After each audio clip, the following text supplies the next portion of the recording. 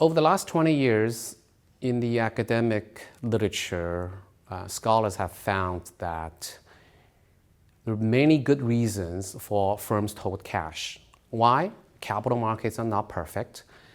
If a firm has to pay financing costs when raising external capital from, say, equity markets, then naturally firms try to stay away from raising equity. Well, how do you substitute away from equity?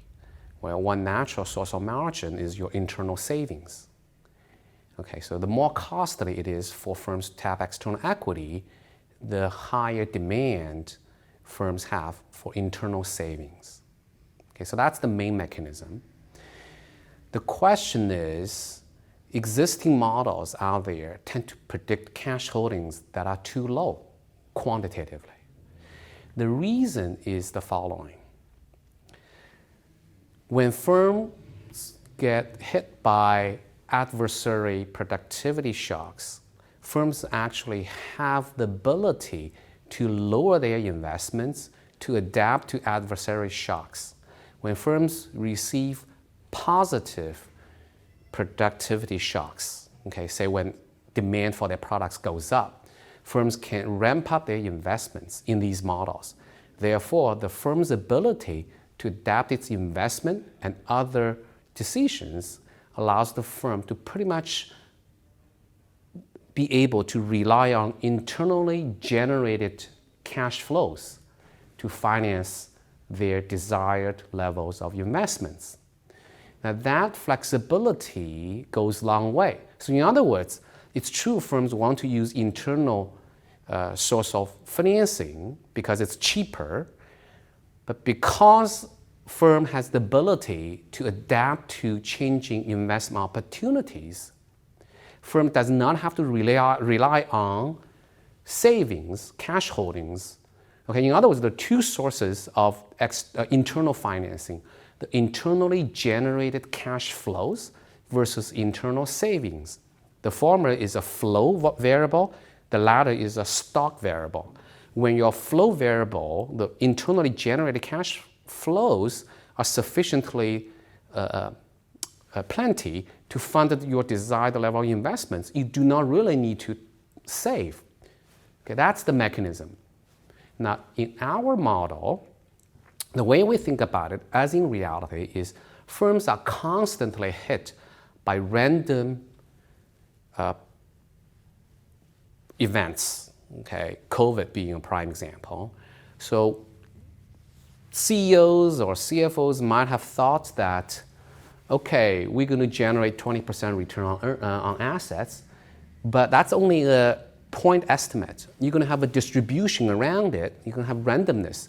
When this randomness becomes important, okay, as often in reality, then you no longer, as decision makers, you're no longer able to match internally generated cash flows, say via return on capital or assets, to fund your next period's desired level of investments.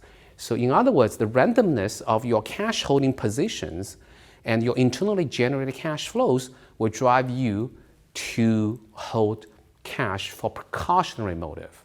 Okay, that's the key mechanism of our analysis.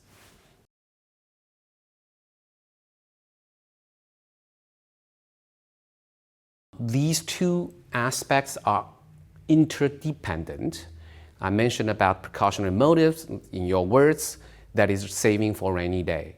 Okay, but the key message we want to convey is that the saving for a rainy day demand critically depends on how shocks kick into your framework, your model. Okay, what we are emphasizing is that contemporaneous shocks, that is, the moment you make your capital budgeting decision, you have expectation, but that expectation is not actually deterministic. You're going to have a distribution around it. What's happening in standard models is locally or over a very short period, you know exactly how much internally generated cash flows you will get. So that removes a lot of randomness, uncertainty out of the framework. And that is why existing models are not able to generate sizable cash holdings. And that's the key difference between what we do and what's in the literature.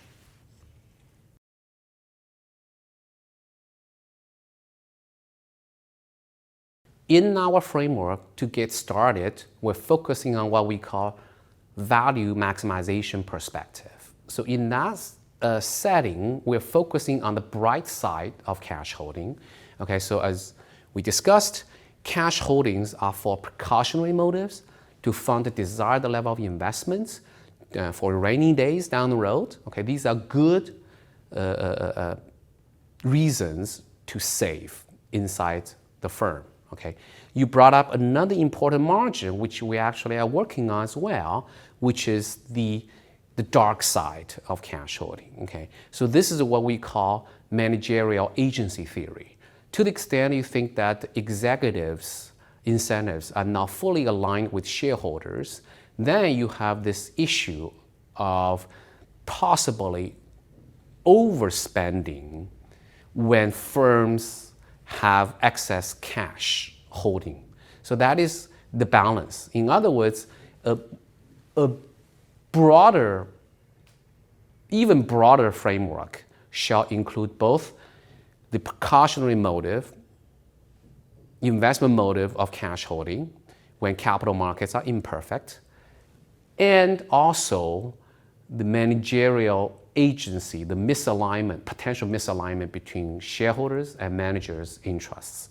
I think that's perhaps even a broader perspective.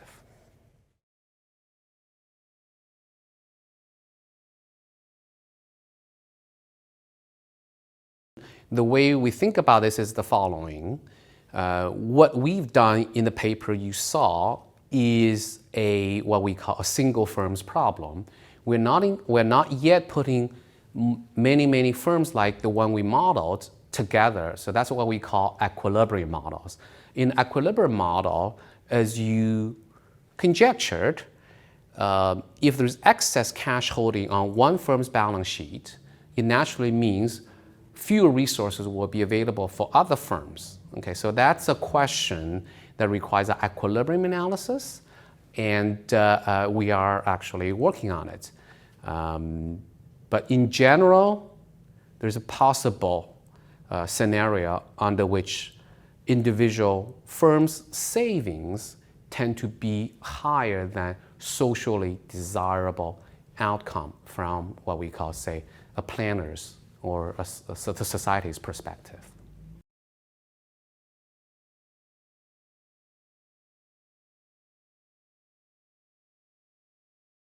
In today's environment, as we know, there's much uncertainty.